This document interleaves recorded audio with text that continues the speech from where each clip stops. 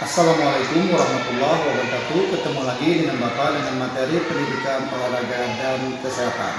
Sebelumnya bagaimana kabar kalian? Tentu masih sehat dan tetap semangat. Sebelum memulai pembelajaran hari ini, marilah kita berdoa mulai. Berdoa selesai.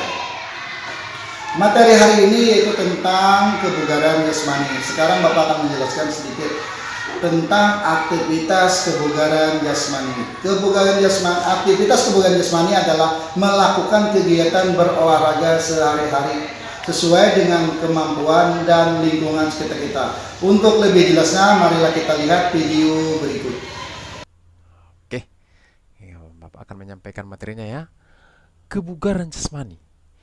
Kebugaran jasmani adalah kesanggupan tubuh untuk melakukan aktivitas tanpa mengalami kelelahan yang berarti dan masih memiliki cadangan tenaga untuk melakukan kegiatan yang lain. Pada saat melakukan kebugaran jangan terlalu dipersekali anak-anak ya. Oke. Klasifikasi kebugaran jasmani menurut Organisasi Kesehatan di seluruh dunia diartikan sebagai berikut. Sehat. Sehat adalah terbebasnya tubuh baik fisik maupun mental dari segala penyakit. Itu dia, sehat.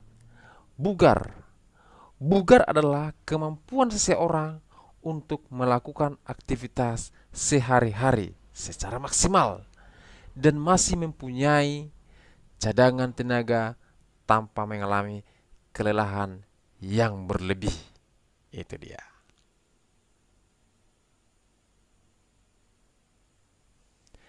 Di sini ada 3 hal ya anak kelas 7 ya. Ada 3 hal penting dalam kebugaran jasmani. Nah, di sini sudah buat ya. Yang pertama, fisik.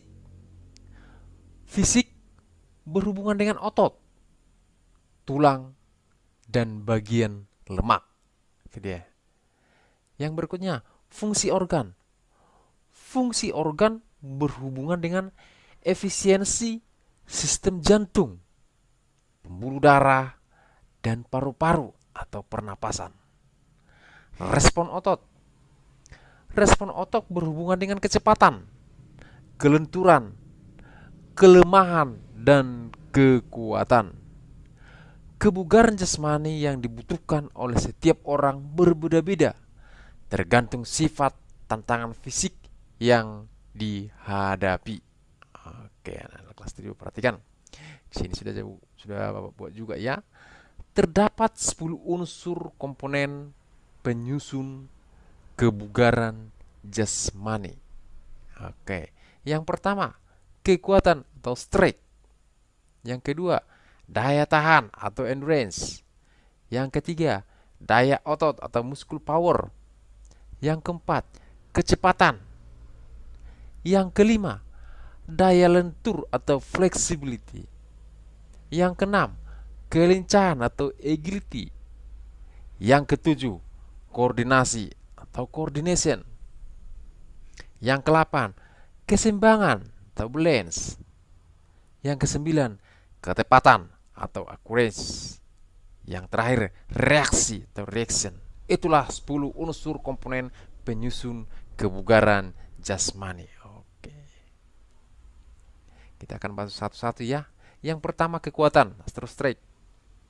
Kekuatan adalah kemampuan dalam menggunakan otot untuk menerima beban sewaktu bekerja.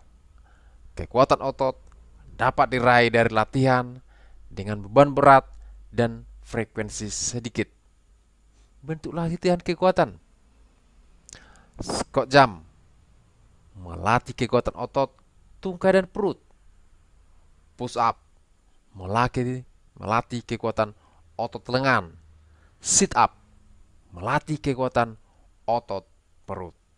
Itu dia latihan-latihannya. Oke, anak kelas 7. Kita masuk yang kedua. Daya tahan atau endurance. Daya tahan adalah kemampuan seseorang dalam memakai organ tubuh seperti jantung dan paru-paru secara efektif dan efisien dalam melakukan aktivitasnya. Sini sudah Bapak buat ya contohnya ya. Contoh latihan yang manfaatnya bisa meningkatkan daya tahan tubuh. Ini dia.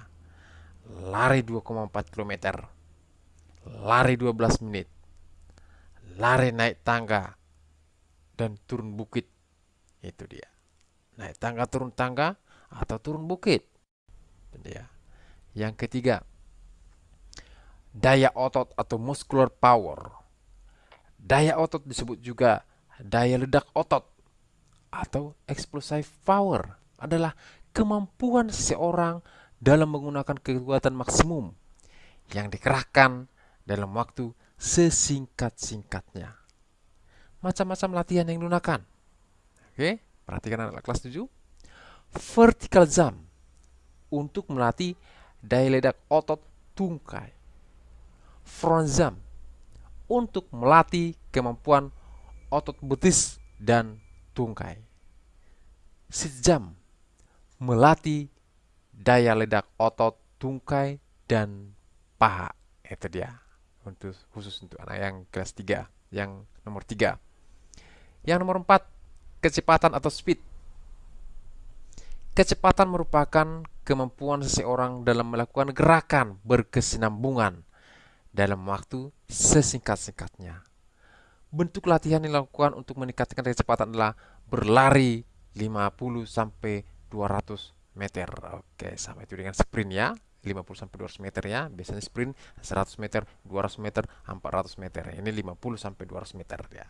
Oke, yang kelima, daya lentur atau flexibility. Daya lentur melihat pada efektivitas tubuh manusia dalam menyesuaikan diri dengan gerakan atau aktivitas yang mengandalkan kelenturan tubuh. Contoh latihan yang dapat melatih daya lentur adalah senam, yoga, renang. Mungkin adalah mungkin waktu di sekolah senam ya, sama renang ya. Mungkin Bapak Ibu atau guru olahraganya membawa renang pas anak kelas 7 ya. Oke, itu dia latihan yang dapat melatih daya lentur. Itu dia. Kita masuk ke yang keenam. Kelincahan atau agility. Kelincahan merupakan kemampuan seseorang dalam menyesuaikan diri dengan posisi tubuh seperti dari depan ke belakang atau dari kiri ke kanan. Olahraga yang membutuhkan kelincahan diantaranya yaitu sepak bola dan bulu tangkis. Bentuk latihan kebugaran jasmaninya dengan lari zigzag. Nah, khusus anak kelas 7 yang suka bola pasti tahu ini ya, lari zigzag ya. Dan naik turun anak tangga. Ini dia untuk melatih kelincahan. Oke, anak kelas 7, kita masuk yang ketujuh ya, koordinasi atau coordination. Koordinasi merupakan kemampuan seseorang dalam menyatukan gerakan tubuh berbeda ke dalam satu gerakan yang efektif. Bentuk latihannya yaitu dengan cara memantulkan bola pada tembok dengan tangan kanan dan menangkapnya kembali menggunakan tangan kiri.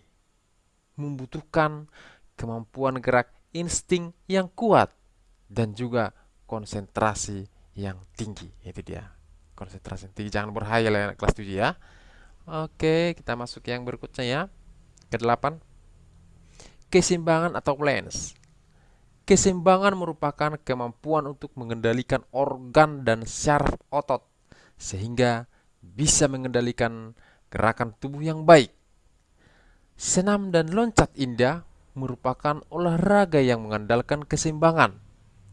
Keseimbangan bisa dilatih dengan beberapa macam latihan sikap lilin, berjalan di atas balok kayu, dan berdiri dengan tangan sebagai tumpuannya. Oke. Yang berikutnya yang ke-9, ketepatan atau accuracy. Ketepatan adalah kemampuan dalam mengendalikan gerakan sesuai dengan sasaran. Seperti permainan olahraga bowling, memanah.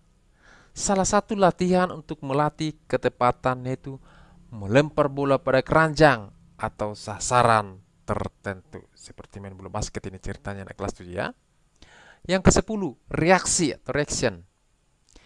Reaksi merupakan kemampuan seseorang dalam menanggapi rangsangan atau stimulus yang diberikan orang lain. Bentuk latihan kebugaran jasmani untuk melatih ketepatan reaksi adalah lempar tangkap bola. Itu dia latihannya. Berikut ini 10 manfaat yang diperoleh dari kebugaran tubuh ya. Nah, di sini sudah buat 10 ya. Meningkatkan sirkulasi darah dan sistem kerja jantung.